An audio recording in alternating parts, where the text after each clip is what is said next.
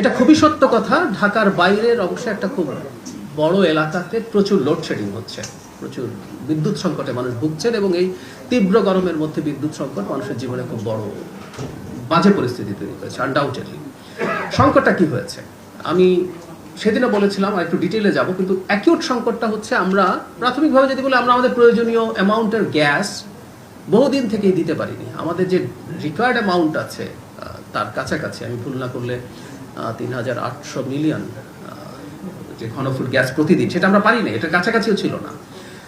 আমরা এলএনজি কিনে, মানে আগের সরকারের সময় থেকে তাদের নীতি ছিল যে আমাদের গ্যাস যা আছে সেটা আমরা এক্সপ্লোর না করে আমরা এলএনজি কিনবো, এলএনজি টার্মিনালে নিয়ে আসতে হয়, তারপর সেখানে রিগ্যাসিফিকেশন করতে হয়, আবার গ্যাসে কনভার্ট করতে হয়। আপনারা জানেন এরকম দুটো প্ল্যাটফর্ম আছে আমাদের। এর মধ্যে একটা প্ল্যাটফর্ম যেটা American company Excelerate energy operate করে, সেটায় একটা দুর্ঘটনা হয়েছে, অগ্নিকাণ্ড হয়েছে, খুব বড় দুর্ঘটনা হয়নি, কিন্তু এটা আর কাজ করতে পারছে না। এই কারণেই একটা বড় অংশের গ্যাস সাপ্লাই কমে গেছে। এই সংকটটাই আসলে আমরা এখন পড়েছি। এতে শিল্পে গ্যাসের সমস্যা হয়েছে, এতে বাড়িতে, ইনফ্যাক্ট এগুলো সব একসাথে কাজ করার পরও যে আমরা সব জায়গায়, আপনারা অনেকেই বাড়িতে দেখবেন অনেক সময় গ্যাসের চাপ থাকে না, আমার নিজের বাসায়ও গ্যাসের চাপ থাকে না, সুতরাং আমি এটা নিজে ভুক্তভোগী, আমি জানি। তো আমাদের সংকট আগেই ছিল, এখন যখন একটা টার্মিনাল থেকে গ্যাস আসা বন্ধ হয়ে গেল, এইটা মারাত্মক ক্রাইসিস তৈরি করলো শিল্পে, বাসা বাড়িতে।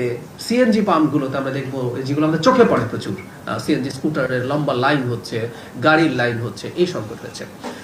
এখন সরকার লোডশেডিং তারপরে করতে চায় না। সরকার কি করছে, যেহেতু গ্যাসের বিদ্যুৎ কেন্দ্র কমে গেছে, সরকার অত্যন্ত এক্সপেন্সিভ তরল জ্বালানি, ডিজেল বেস জ্বালানি দিয়েও বিদ্যুৎ উৎপাদন করছে। আবারও বলছি, এগুলো পাবলিক মানি। সরকার পার্থপক্ষ জ্বালানিগুলো কম ব্যবহার করার চেষ্টা করে, কারণ তার উৎপাদন ব্যয় অনেক বেশি।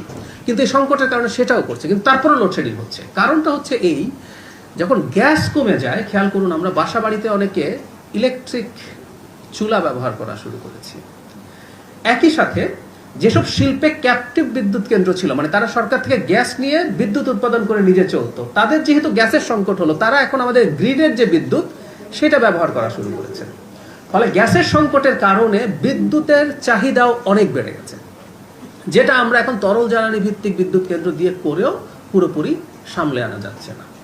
তার মানে এটা দাঁড়ালো আর কয়েকদিনই লাগবে, খুব বেশি সময় আর লাগবে না আমরা আশা করি। আমি খোঁজ খবর নিয়ে এসেছি, আমি জানিয়েছি আপনাদেরকে, আমি মাননীয় বিদ্যুৎ মন্ত্রী এবং প্রতিমন্ত্রীর সাথে এই ব্যাপারে কিছুক্ষণ আগেই কথা বলে এসেছি। তাহলে গ্যাসের এই সাপ্লাইটা যদি রেস্টোর্ড হয়ে যায়, তাহলে এই যে বিদ্যুতের অতিরিক্ত যে চাহিদাগুলো আছে সেগুলো কমে যাবে, এবং গ্যাসের যে সংকট আমরা ফেস করছি সেই সংকটটা আশা করি থাকবে না ফর দ্য টাইম বিং।